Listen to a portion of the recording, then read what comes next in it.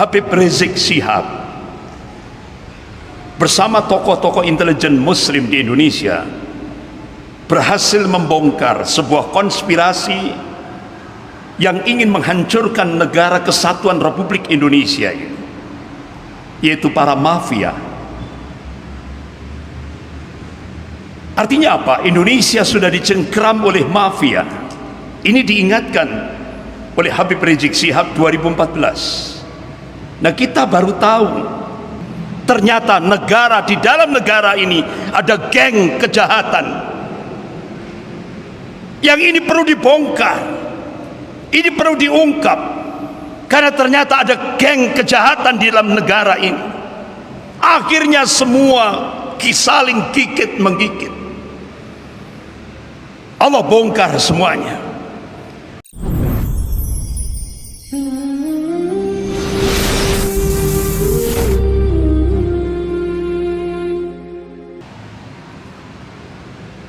Innal hamdalillah nahmaduhu wa nasta'inuhu wa nastaghfiruh wa na'udzu billahi min shururi anfusina wa min sayyiati a'malina. May yahdihillahu fala mudilla lahu wa may yudlil fala hadiya lahu. Asyhadu an la ilaha illallah wahdahu la syarika lahu wa asyhadu anna Muhammadan abduhu wa rasuluh.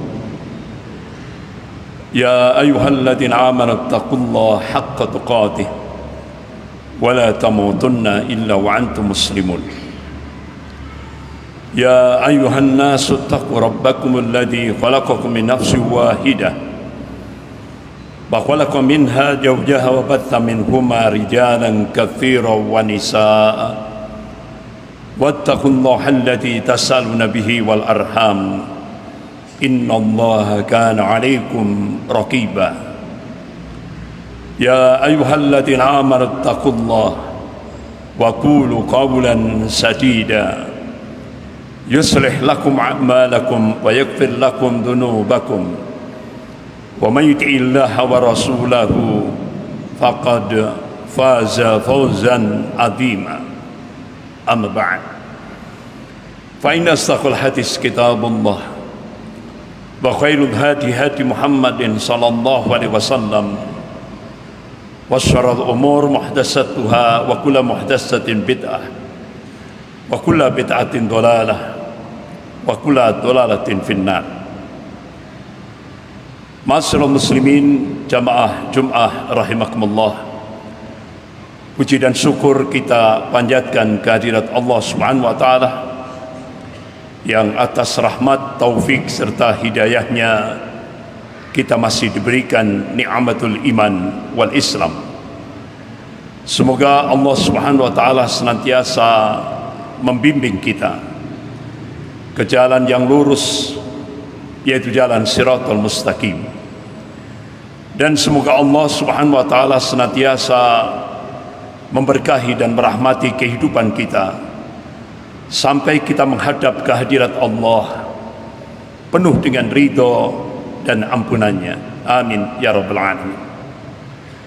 Salawat serta salam semoga tetap tercurahkan pada Rasulullah sallallahu alaihi wasallam beserta keluarga, para sahabat dan pengikutnya yang senantiasa istiqamah dalam memperjuangkan syariahnya, dalam menegakkan sunnah-sunnahnya sebagaimana pemahaman para salafus salih. Ma'asyiral muslimin, jamaah Jum'ah rahimakumullah. 1444 tahun yang lalu Rasulullah sallallahu alaihi wasallam mengabarkan kepada umatnya tentang 5 periodisasi sejarah yang akan dialami oleh umat Rasulullah sallallahu alaihi wasallam sampai yaumil qiyamah. Qala Rasulullah sallallahu alaihi wasallam, takun nubuwah fikum masyaallah an takuna thumma yarfa'uha idza syaa yarfa'ha. Akan datang kepada kalian masa kenabian sesuai dengan apa yang dikehendaki oleh Allah Subhanahu wa taala. Kalau kita buka sirah nabawiyah, Masa kenabian kurang lebih sekitar 23 tahun, baik periode Makkah maupun periode Madinah, sesuai dengan apa yang dikehendaki oleh Allah Subhanahu wa taala. Kemudian Allah angkat jika Allah menghendakinya. Thumma takunu khilafatan ala minhaji nubuwah fayakunu masyaallah an takuna thumma yarfa'uha idza syaa yarfa'ha. Kemudian Allah munculkan periodisasi sejarah yang kedua, yaitu masa Khulafaur Rasyidin. Sebagaimana yang ditulis oleh Al-Imam Ibn Katsir rahimahullah dalam kitabnya Al-Bidayah wa Nihayah. Bahkan pakar dunia Islam, pakar sejarah dunia Islam, salah satu diantaranya itu Syekh Profesor Dr. Muhammad Ali Salafi. Masa Khulafaur Rasyidin ini kurang lebih sekitar 30 tahun, sesuai dengan apa yang dikehendaki oleh Allah Subhanahu wa taala. Kemudian Allah angkat jika Allah menghendakinya. Thumma takunu mulkan 'adhan fayakunu masyaallah an takuna thumma yarfa'uha idza syaa yarfa'ha. Kemudian Allah munculkan periodisasi sejarah yang ketiga, yaitu mulkan 'adhan, raja-raja yang menggigit. Sebagaimana ditulis oleh pakar sejarah dunia Islam, yaitu Syekh Profesor Dr. Muhammad Ali Salafi.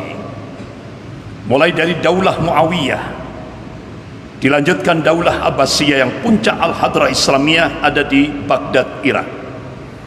Kemudian dilanjutkan Daulah Utsmaniyah yang puncak Al-Hadrah Islamiyah ada di Andalusia. Hampir kurang lebih sekitar 13 abad, 1300 tahun, sesuai dengan apa yang dikehendaki oleh Allah Subhanahu wa taala. Jadi Rasulullah mengabarkan golongan mukmin ini pernah memimpin dunia ini sepanjang 1353 tahun. Terpanjang sekali. Kemudian Allah angkat jika Allah menghendakinya. Thumma takunu mulkan jabriyah fayakunu masyaallah an takuna thumma yarfa'uha idza syaa yarfa'ha. Kemudian Allah munculkan periodisasi sejarah yang keempat, di mana kita hidup sekarang ini. Ini fase mulkan jabriyah.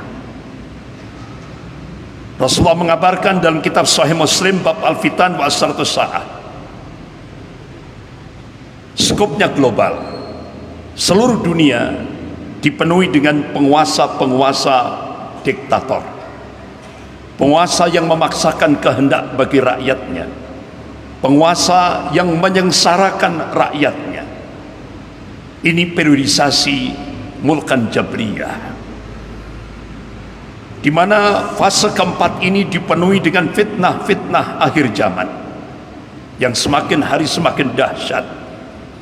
Dan ini benar-benar fase yang cukup berat yang dialami oleh umat Rasulullah SAW seluruh dunia.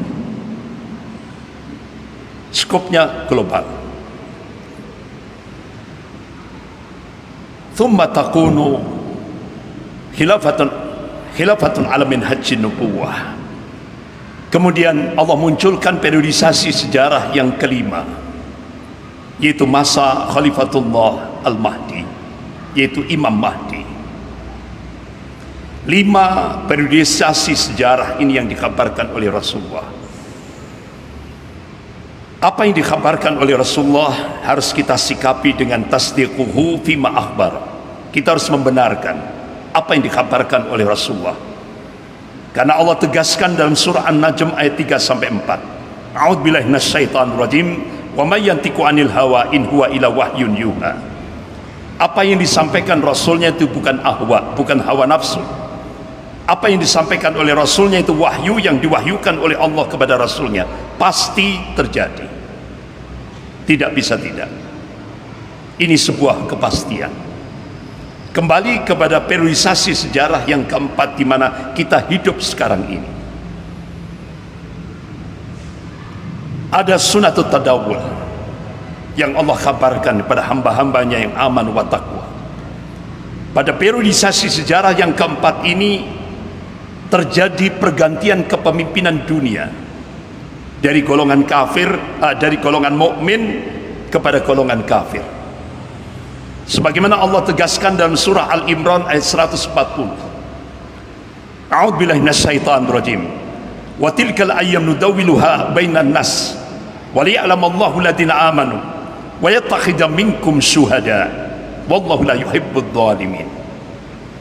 Wa tilkal ayyam nudawwiluha bainan nas, dan masa kejayaan dan kehancuran, masa kemenangan dan kekalahan Allah pergilirkan di tengah-tengah manusia ini, supaya dari situ bisa diambil ibrah, pelajaran.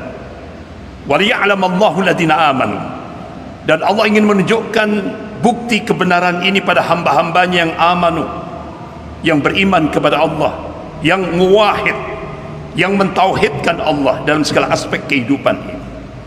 Dan hikmahnya Allah bedakan mana yang mukmin dan mana yang kafir.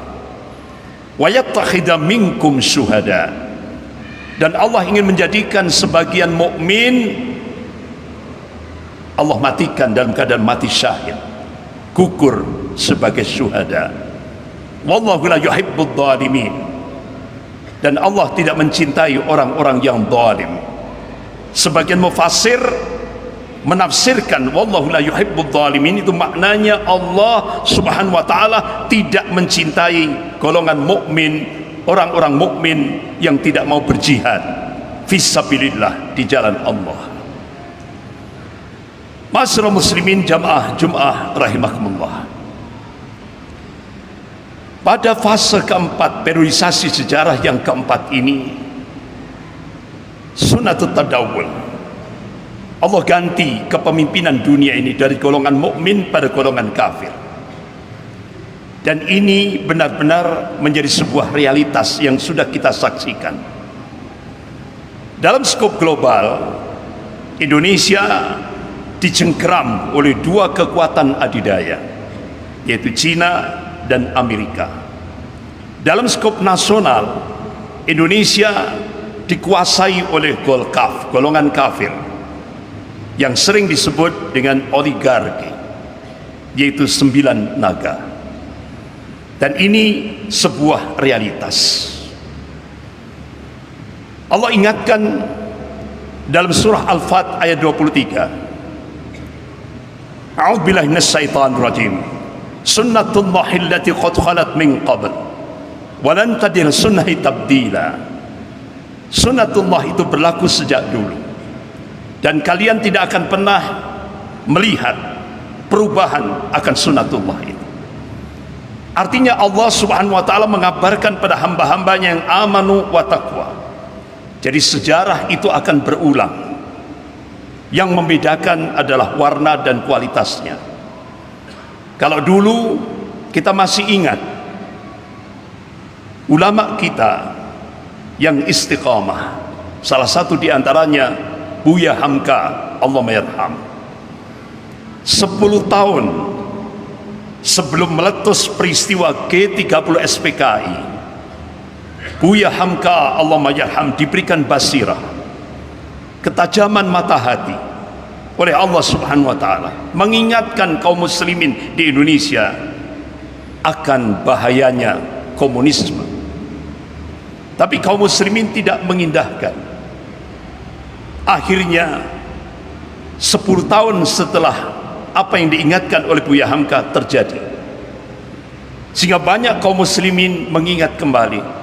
Masya Allah, ternyata 10 tahun sebelum kejadian Allah sudah memberikan basirah, ketajaman mata hati kepada seorang ulama untuk mengingatkan umat ini akan bahaya ideologi komunisme.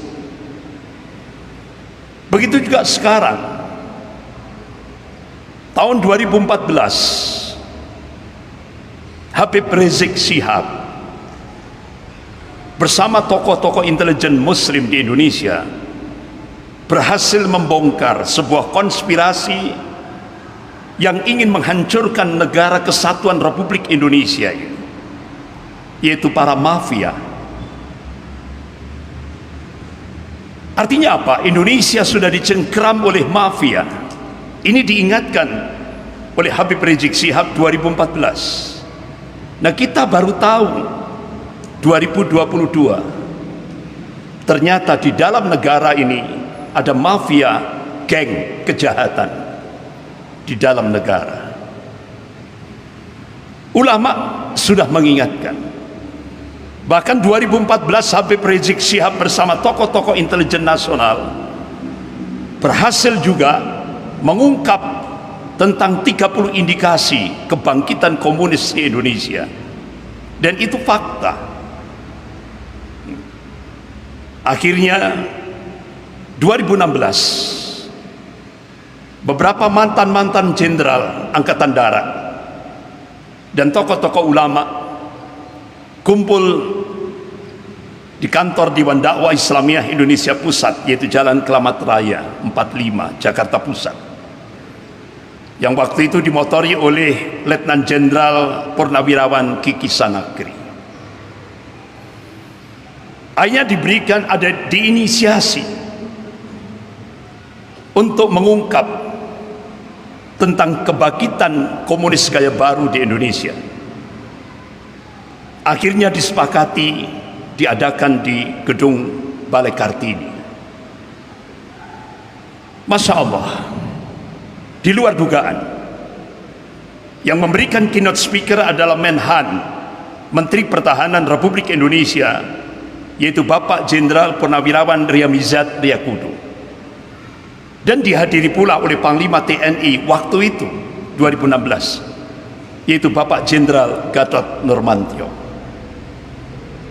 Waktu itu Habib Rizik Syihab, Kiai Haji Hasyim Mujadi Allahumma yarham, waktu itu beliau masih jadi ketua PBNU, Pak Saidiman, Profesor Sri Edi Swasono, dan beberapa pakar-pakar tentang komunisme, ideologi komunisme ini, terutama dari Angkatan Darat, diminta untuk memberikan presentasi. Masya Allah, apa yang dipaparkan oleh Habib Rizik Syihab di Balai Kartini benar-benar membuka. Bahkan banyak jenderal-jenderal purnawirawan dan guru besar di universitas-universitas ternama di Indonesia yang hadir pada saat itu, termasuk tokoh-tokoh ulama se-Indonesia di Balai Kartini, memberikan apresiasi kepada Habib Rizik Syihab. Bahkan Habib Rizik Syihab waktu itu juga mengungkap tentang bagaimana kedaulatan negara Republik Indonesia ini dijebol dengan dua proyek besar, yaitu proyek Mikarta dan proyek reklamasi. Yang ternyata proyek reklamasi ini tidak hanya di Teluk Jakarta, tapi 10 proyek reklamasi, dan itu ditargetkan 2024 200 juta rakyat Cina daratan harus mangkal di 10 proyek reklamasi itu. Bahkan ketika Cina memberikan bantuan hutang ke Indonesia, otomatis tidak ada istilah free lunch, makan siang gratis, tapi ada take and give.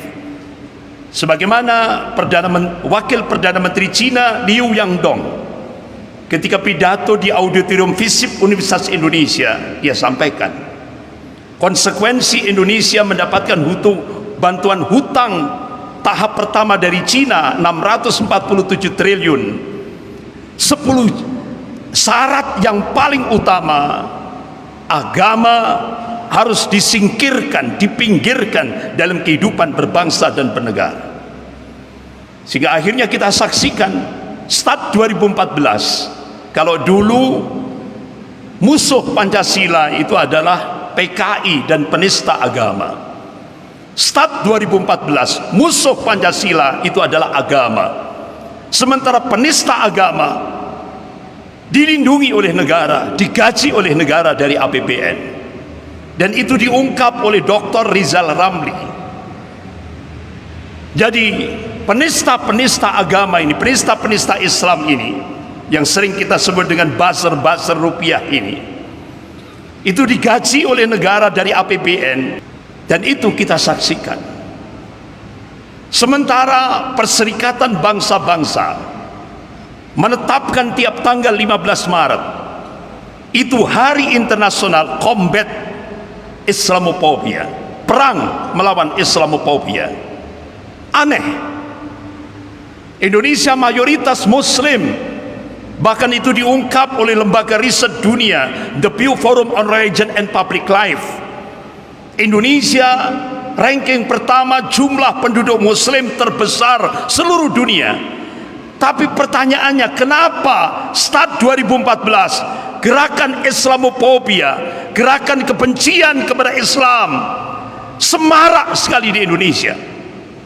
Itu implikasi ketika Indonesia berubah kiblat ke Cina. Itu implikasinya polisos Hankam, dan itu nyata, empiris, kita saksikan itu. Ya. Masyarakat muslimin jamaah Jum'ah rahimahullah. Bahkan sampai Ketua Majelis Ulama Indonesia Pusat mengirim surat resmi kepada Bareskrim Mabes Polri agar salah satu dari buzzer ini, yaitu Dr. Adi Armando, dari buzzer-buzzer ini, di akun Twitternya itu sudah dia lecehkan Allah, dia lecehkan Rasulullah, dia lecehkan Al-Quran, dia lecehkan Islam, dia lecehkan ulama. Bahkan di akun Twitternya dia katakan Al-Quran dan As-Sunnah itu perusak bangsa. Bahkan dia minta pemerintah untuk menstop haji dan umroh karena itu pemborosan. Bahkan yang terakhir di akun Twitternya dia katakan sholat 5 waktu tidak ada dalilnya. Ini Ketua Majelis Ulama Indonesia Pusat minta kepada Bareskrim Mabes Polri untuk segera menangkap Adi Armando. Bertahun-tahun surat itu tidak diindahkan karena Adi Armando dilindungi oleh negara, digaji oleh negara dari APBN yang tugasnya untuk menghabisi Islam. Belum lagi Abu Janda ketika dia memberikan statement Islam arogan. Semua parpol di Indonesia minta kepada Bareskrim Mabes Polri untuk menangkap Abu Janda, adili Abu Janda. Ini semua parpol tidak didengar sama sekali. Abu Janda dilindungi oleh negara, digaji oleh negara dari APBN. Itu diambilkan dari pajak-pajak umat Islam se-Indonesia, dan akhirnya digunakan untuk mencaci maki, untuk menghina Islam dan kaum muslimin. Inilah realitasnya. Oleh karena itu fase Rasulullah memberikan wasiat. Qala Rasulullah sallallahu alaihi wasallam, innakum satarawna ba'di athara wa umuran tunkiruna. Sepeninggalku nanti kalian akan menyaksikan athara. Ulama-ulama hadis menafsirkan athara itu adalah pemimpin yang zalim. Wa umuran tunkiruna, dan apa-apa yang kamu ingkari, apa-apa pelanggaran agama malah dimunculkan. Para sahabat minta, ya Rasulullah, apa yang kau wasiatkan kalau itu sudah terjadi pada kondisi kami? Qala Rasulullah sallallahu alaihi wasallam, addu ilaihim haqqahum wa sallallahu haqqahum. Tunaikan hak-hak penguasa kalian dan mintalah kepada Allah hak-hak kalian. Ma'asyiral muslimin jamaah Jum'ah rahimakumullah. Akhirnya kembali kepada Habib Rizik Syihab. Ternyata proyek Mikarta ini adalah grand design Cina untuk mencakup ekonomi Indonesia ke dalam cakupan ekonomi Cina. Artinya apa? Proyek Mikarta ini surga bagi penjahat-penjahat Cina, baik itu jaringan kartel narkoba internasional, prostitusi, judi, dan sebagainya dan sebagainya. Jadi kedaulatan Republik Indonesia dijebol lewat 2 proyek besar ini, yaitu proyek Mikarta dan proyek reklamasi yang didukung oleh kekuatan oligarki atau 9 naga. Bahkan selevel pimpinan pusat Muhammadiyah, yaitu Profesor Haidar Nasir, beliau memberikan statement ya. Artinya apa? Muhammadiyah berjuang untuk melakukan jihad konstitusi, itu hasilnya akan hambar kalau Indonesia dicengkeram oleh oligarki politik atau oligarki kekuasaan. Hasilnya akan hambar. Bahkan politik yang jauh dari nilai-nilai agama. Artinya apa? Politik sekarang politik sekuler, jauh dari nilai-nilai agama. Padahal kalau kita komitmen pada konstitusi negara kita, dalam preambul pembukaan Undang-Undang Dasar 1945 sudah termaktub di situ, negara Republik Indonesia berdasarkan ketuhanan yang Maha Esa. Ini konstitusi. Tapi pelanggaran-pelanggaran konstitusi ini benar-benar sudah semarak di Indonesia. Tapi jargonnya masih saya Pancasila, saya NKRI. Bohong. Itu hanya lipstick. Tapi ternyata yang terjadi adalah ideologi komunisme dan ideologi kapitalisme itu benar-benar sudah mencengkeram di mana-mana. Ma'asyiral muslimin, jamaah Jumat rahimakumullah. Akhirnya wa makar wa makarallah wallahu khairul makirin. Mereka membuat makar, tapi Allah membalas makar mereka, dan Allah sebaik-baik membuat makar. Akhirnya ta'yidullah, pertolongan Allah diturunkan. Artinya apa? Ternyata Allah masih cinta pada umat Islam di Indonesia ini. Ini sudah menjadi realitas di hadapan kita. Ternyata di dalam negara ini ada geng kejahatan. Yang ini perlu dibongkar. Ini perlu diungkap. Karena ternyata ada geng kejahatan di dalam negara ini. Akhirnya semua saling gigit menggigit. Allah bongkar semuanya. Bahkan strategi sembilan naga, strategi oligarki yang ingin berkuasa kembali 2024 dibongkar oleh Allah Subhanahu wa taala. Kita bisa menyaksikan itu satu waktu yang luar biasa. Nah, apa yang bisa kita perbuat? Apa solusi konkret? Saya masih ingat kondisi kita hampir-hampir mirip dengan apa yang menimpa dua ulama besar, yaitu Al-Imam Al-Ghazali rahimahullah dan Syekh Abdul Qadir Jailani rahimahullah, muridnya. Ini ditulis oleh Dr. Majid Irsan Al-Kilani. Beliau orang Yordan, ayahnya mujahid Palestina, ibunya mujahidah Palestina.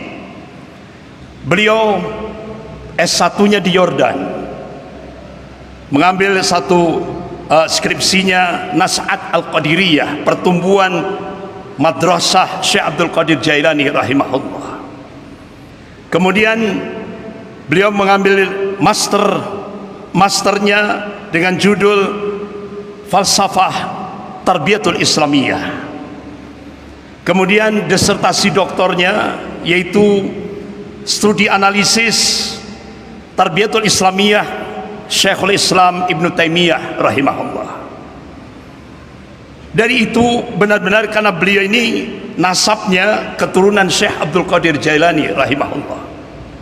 Beliau ungkap ketika beliau menulis sebuah karya ilmiah yaitu Falsafah Tarbiyatul Islamiyah, dan mendapatkan penghargaan dari Al-Farabi International Award tahun 2008. Bahkan beliau mengalahkan 128 penulis karya ilmiah tingkat dunia. Dan alhamdulillah karya ilmiah beliau mendapatkan rekomendasi dari Universitas Islam Madinah Al-Munawwarah. Jadi beliau membuat karya ilmiah ini landasannya adalah filosofi historis. Diungkap bagaimana Al-Ghazali bersama muridnya Syekh Abdul Qadir Jailani rahimahullah melakukan islah, perbaikan. Yang pertama yang beliau lakukan, beliau menjadikan surah Al-Ra'd ayat 11 ini dijadikan pijakan utama untuk melakukan perubahan di tengah-tengah masyarakat yang rusak. Tidak hanya rusak, tapi dihabisi oleh pasukan salib pada saat itu, hancur berantakan. Akhirnya Al-Ghazali bersama muridnya Syekh Abdul Qadir Jailani rahimahullah melakukan islah perbaikan, yaitu mengambil kebijakan surah Ar-Ra'd ayat 11. A'udzubillahi minasyaitonir rajim. Innallaha la yughayyiru ma biqaumin hatta yughayyiru ma bi anfusihim. Sesungguhnya Allah tidak akan merubah kondisi satu kaum hingga kaum itu merubah apa yang ada pada dirinya sendiri. Ini quantum change, quantum perubahan yang diberikan oleh Allah. Allah tidak akan merubah kondisi satu kaum hingga kaum itu merubah apa yang ada pada dirinya sendiri. Ini dijadikan pijakan oleh Al-Ghazali bersama muridnya Syekh Abdul Qadir Jailani rahimahullah. Kemudian beliau mengambil satu hadis sahih rawahu Muslim. Qala Rasulullah sallallahu alaihi wasallam, fa inna fil jasadi mudghah idza saluhat saluhat jasadu kullu wa idza fasadat jasadu kullu ala wahyal qalb. Ketahuilah, setiap jasad manusia terdapat segumpal darah. Kalau segumpal darah itu baik, baiklah semuanya. Kalau segumpal darah itu jelek, jeleklah semuanya. Ala wahyal qalb. Ketahuilah, yang dimaksud segumpal darah itu adalah qalbu. Al-Ghazali bersama muridnya Syekh Abdul Qadir Jailani rahimahullah langsung, kenapa qalbu? Karena di dalam qalbu itu ada al-quwah, ada power, yaitu kuatul fikrah dan kuatul hamasah, kekuatan pemikiran dan kekuatan semangat atau kemauan. Dari sinilah letak untuk melakukan perubahan masyarakat yang hancur pada saat itu.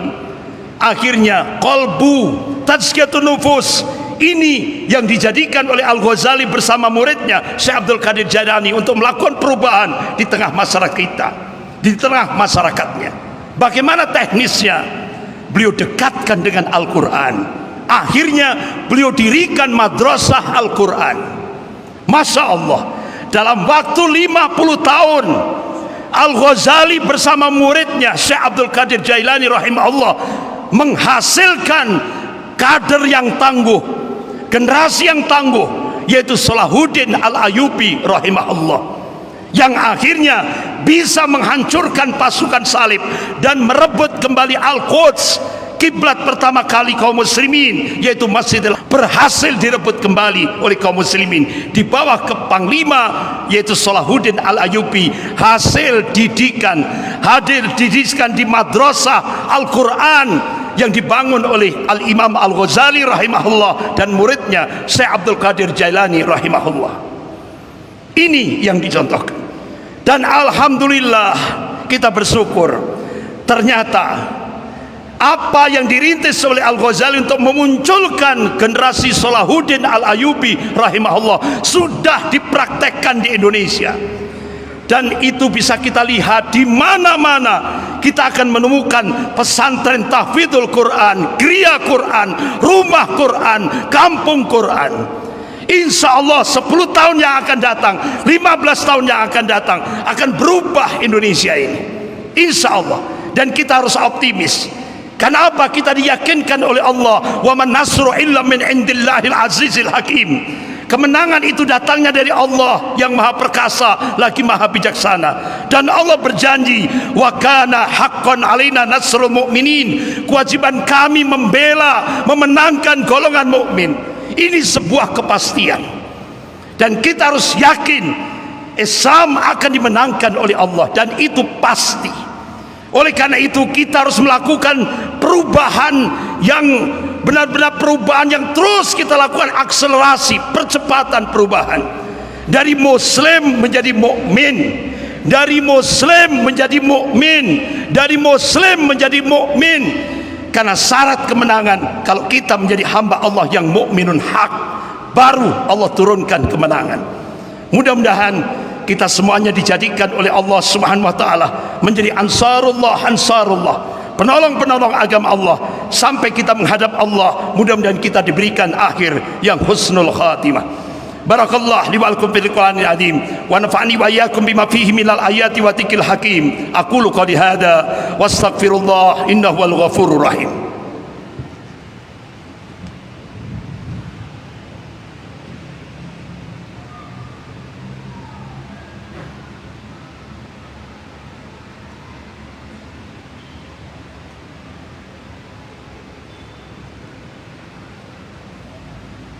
Alhamdulillah, alhamdulillahilladzi هدانا لهذا وما كنا لنهتدي لولا أن هدانا الله أشهد أن لا إله إلا الله وحده لا شريك له وأشهد أن محمدا عبده ورسوله وقال الله تعالى في الكتاب العزيز أعوذ بالله من الشيطان الرجيم يا أيها الذين آمنوا اتقوا الله حق تقاته ولا تموتن إلا وأنتم مسلمون إن الله وملائكته يصلون على النبي يا أيها الذين آمنوا صلوا عليه وسلموا تسليما اللهم صل على محمد وعلى آل محمد كما صليت على إبراهيم وعلى آل إبراهيم وبارك على محمد وعلى آل محمد كما باركت على إبراهيم وعلى آل إبراهيم إنك حميد مجيد اللهم اغفر للمسلمين والمسلمات والمؤمنين والمؤمنات الأحياء منهم والأموات رب اجعلنا مقيم الصلاة ومن ذرية ربنا وتقبل دعاء ربنا هب لنا من أزواجنا وذرياتنا قرة أعين واجعلنا للمتقين إماما ربنا لا تزغ قلوبنا بعد إذ هديتنا وهب لنا من لدنك رحمة إنك أنت الوهاب ربنا آتنا من لدنك رحمة وهيئ لنا من أمرنا رشدا يا رحمن يا رحيم يا غفور يا شكور يا حي يا قيوم برحمتك نستغيث اللهم اصرف عنا السوء بما شئت وكيف شئت إنك لما تشاء قدير اللهم إني أعوذ بك من جهد البلاء ودرك الشقاء وسوء القضاء وتمتة الأعداء اللهم انصر المجاهدين في بلاد الشام اللهم انصر المجاهدين وفي كل مكان اللهم انصرهم اللهم نسألك الهدى والتقى والعفاف والغنى اللهم هون علينا في سكرة الموت اللهم نسألك الحسن الخاتمة اللهم ارزقنا توبة نصوح قبل الموت اللهم يا مقلب القلوب ثبت قلوبنا على دينك اللهم اغفر لنا ذنوبنا ولوالدي وارحمهما كما ربينا صغيرا اللهم نعوذ بك من أن نشرك بك شيئا نعلم ونستغفرك لما لا نعلم ربنا آتنا في الدنيا حسنة وفي الآخرة حسنة وقنا عذاب النار سبحان ربك رب العزة عما يصفون والسلام على المرسلين والحمد لله رب العالمين عباد الله ولا ذكر الله أكبر